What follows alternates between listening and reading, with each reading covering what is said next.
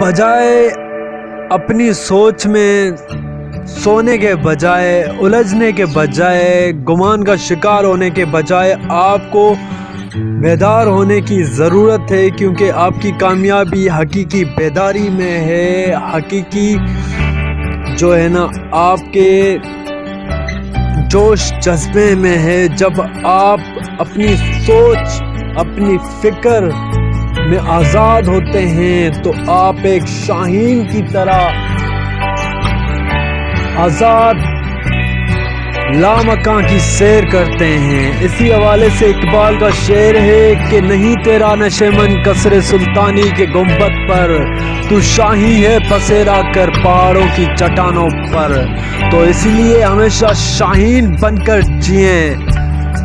شاہین کی مثال اس لیے پیش کی گئی ہے یہاں پہ کیونکہ شاہین بیداری کے ساتھ جیتا ہے، بے خوفی، جذبے، ہمت، بہادری کے ساتھ جیتا ہے۔ اس کو کسی چیز کی پرواہ نہیں ہوتی، بے نیاز ہوتا ہے ہر چیز سے۔